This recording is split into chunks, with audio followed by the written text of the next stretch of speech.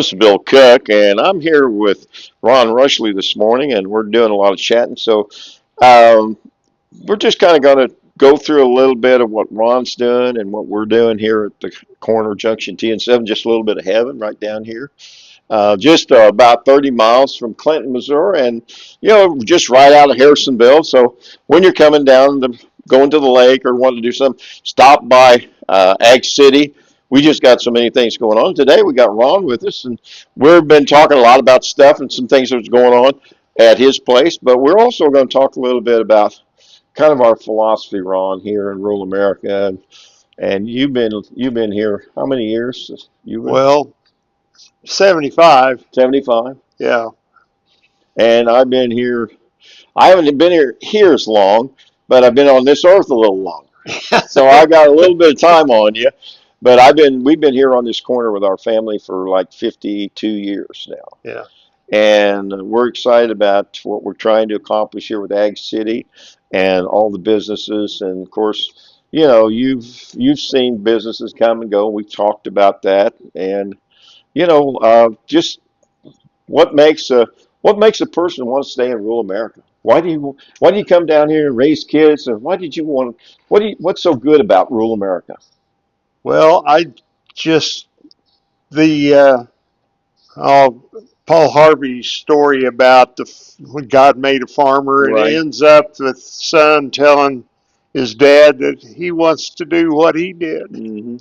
And that, I guess, is my story. I've Hmm. always wanted to be a farmer, and I'm 75 years old and still trying to learn how. Hmm. Hmm. Uh, and oh, we've done a lot of things. We make our own sorghum, grow our own sugar, and grow some organic, old-fashioned grains, open Well, and pollinated I picked corn, up and some, I think, organic or almost organic straw from you yeah, to yeah, insulate a bunch of stuff here recently, getting ready for winter. yeah. Yeah, And we're well, I my main claim to fame is I have 19 children, so you do. and Yeah.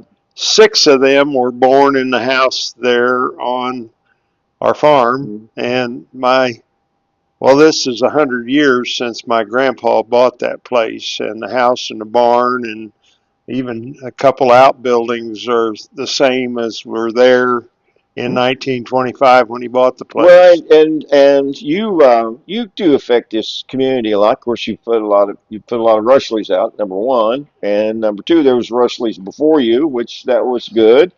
And so you're kind of in there with some of the Shingletons and some of those family members. You've got family members that go back for, oh, I don't know, I guess probably it's a couple of 150 years or better. Well, everybody came here. Both sides of my family came here in 1916. My mom and her family from Texas, and well, the Rushleys came from Medford, over south of Holden, is where Grandpa and his family settled when they came to this country, and then they moved up here for the church, Sure, sure. and uh, Well, a lot of things revolve around the church and your belief system. One of the things that Ron farms with old equipment. You farm with a lot of old our equipment. our new tractor's 1969. Yeah, That's well, pretty new. that was a good year. And the other thing is, on our video here a little bit, you'll see Ron was here and he's been helping me, getting started helping me with the hemp side. And so he harvested some hemp, cut some hemp down for us this year. And I look at, our relationship and we've got a USDA location here, a USDA research facility here that my granddaughter Daphne Cook, she works really close along with some other folks that she deals with. But Ron's kind of come on board along with another young man. He's going to be helping out too a little bit on trying to learn more about what we can do with the hemp and the rope and all the stuff like that. So that's been a real big plus, Ron. We really appreciate that. But one of the things we're going to have down here is the Action Museum, and all the old tractors, and we're starting to accumulate old tractors and equipment, and every one of them has a story. And you've got a lot of stories about, the things that you farm with and the things that you've seen your neighbors do. And so one of the things we're here, this is called Behind the Green Door. And when you open this up, these are where all of our secrets are. So whenever we get ready to put on a dog and pony show, every once in a while you'll see this green door open up, and out there's where all of our TVs and all of our virtual stuff is going to be at. Ron may be up here telling all about some of his stories, and he's got some really good stories. And do you have a real short one you can share with us before we turn you loose? They headed out the canyon late autumn in the snow. The old prospector and his mule were loaded, traveling slow. He'd buttoned high his collar, had his hat stuck down like glue, and they headed out for Elko because he wanted to. He chewed a twist of something that most surely curl your hair. His long beard matched his steel gray eyes with their penetrating stare. He moved with calm demeanor, seemed fearless through and through, and he headed out to Elko because he wanted to. His mule was short and wiry. His face was long and sad. He had a way of traveling kind of like his owner had. They seemed to fit together. Their partnership was true, and they headed out for Elko because they wanted to. Now, when they hoofed it into Elko, a bunch of cowboys gathered round. You see, they just come in off together, and they was shooting up the town. One asked the old prospector, "Have you ever learned to dance?" "No," he said real cautious. "I ain't ever had the chance." The cowboy pulled his six gun and set him up for teaching you, and he danced that night in Elko just as if he wanted to. He danced and dodged them bullets just like a jumping jack till he counted six. He stepped swiftly to his pack. He held a shotgun in his hands. His voice was calm and cool. He said, "Sonny, tell me something. Have you ever kissed a mule?" Now that cowboy's face contorted as he pondered his disgrace, and he stared with consternation at that shotgun in his face. He swallowed hard before he spoke. His voice came sharply through. "No, I ain't never kissed a mule, but I've always wanted to." Well, hey, you'll get more of Ron's poetry and a lot of his jargon. And when you come down to our Visitors Bureau, it's going to be a fun time, and you'll join us again. We're going to be back on a break, but we really thank you for being a part of our program here today, Ron. Appreciate you, man. Thank you, Bill. All right, buddy. Well, welcome today. I was so happy. This is our little intermission between Ron and telling a little bit of these stories about what's going on. But I just want to plug again what's going on here at Little Piece of Heaven at Junction T and 7 here at 7 Highway. And we've got a lot of things going on. Still Meadows has got a new book out. Lots of things about Still Meadows and Cultivate and Yaya Farms and all the people that are involved in Ag City. So it's really exciting for me today to have Ron here and kind of explain more about some of the things that's going to happen here, not only through the end of this year, but also into the next year. And so, again, I'm so happy to have Ron here and just share with us a little bit about his farm up there, Little Dixie. And so we'll be right back with more of what we're going to be seeing with Ron Rushley and the festival. And so all that cool stuff is going to be right back. Hey, we're all excited about being here at Ag City, a little piece of heaven down here in Junction T and 7. And my buddy Ron is here with me today, and we're going to kind of plug we're going on and really going to talk a little bit right now with Ron with what's going to happen up here at Ag City at the Music Fest at your place here around Father's Day. Yeah, it's we're getting pumped up about it. Going to have an antique tractor pull on Saturday. Rock music Friday night, and Yeah, then country music all day Saturday, and bounce houses and all you just name it. Yeah, it's all going to be there. All kinds of good food to eat. We don't know what all it's going to be yet, but it's going to be good, and we're going to be a lot of it.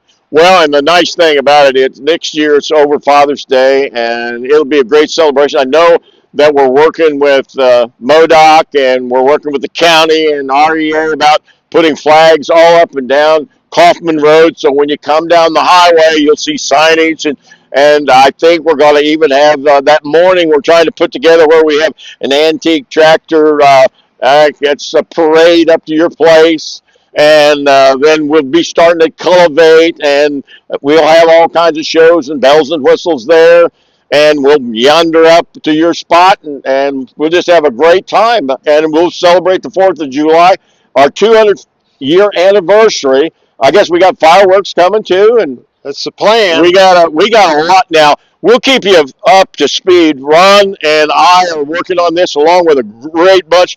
Bing at the Chamber of Commerce. This is actually the Chamber's program here. We need to plug old Bing and Dan Smith. Dan, he's the orchestrator of a lot of the information and all the entertainment. And Dan is kind of heading that up, and we got a really good team, kind of all working together just to pull this thing off. So it's pretty exciting, Ron. It's amazing what you can do if you don't care who gets the credit. Amen, amen, and that's what we're all about. We're all about celebrating rural America, what we do out here for fun, and you'll get to see and taste and smell and feel a little bit of how we live and how we think and how we feel, and that's all going to happen here next year. I think it's the 19th and And the 20th, 20th and of then that's on June. Father's Day. We're trying to work to put a kind of an old time gospel thing together. Haven't got that done yet, but that'll be fun if we can make that happen. So we got a lot of pieces and parts just still coming together. Yeah. The sign at our gate at our place says, "Come as strangers, leave as friends, come back family." And Amen. that's what we're trying to promote, making a place to get together and visit with old friends and make new ones. Yeah, and Ron, as we're going to end this session here, and we'll come back. We got a couple little things going on in our progression. We do want to show you. You were up and harvested some of the hemp, and we dropped it down. That was pretty exciting. So we want to show that a little bit on on part of our video. But we just got a lot of cool things going on. But we're going to close right now because Anna, I know she's doing this, and it's starting to rain, and that's what we do. We just do rain, shine, or whatever. So thank you very much. We'll be right back. Hey, I just want to take this time, a little commercial in between Ron. We appreciate Ron and all his things that he's done, lived, and seen here. But where you're sitting right now, this is our little visitors bureau. As you come in, little piece of heaven on Junction T and 7, and we have buses, and we have old tractors, and we have the museum. But you can buy things here. We do feature a lot with the hemp because we're doing a lot of hemp with USDA research. We got a USDA research hemp, and I think we're the only one doing that. Um, but the other things that's I want to give a little plug on, we are going to have a raffle. I mean, this thing is all funded by ourselves and what we can sell, what you guys buy. If you buy something, it helps fund what we do here on 7 High. We got the museum, and we got everything's virtual here. So the raffle will be coming up, and so we want to promote the raffle. We are going after sponsorships, for TVs and for the special things that's going to happen here on next Father's Day. So we got a lot of cool things, and we really need your help, and we appreciate the heck out of you. So I just want to give a little plug. When you come in, you'll come into the museum. You come in a place, you can buy some stuff, hats, caps, all kinds of cool things. So again, thanks, and come and shop with us and enjoy what we're doing. Thank you.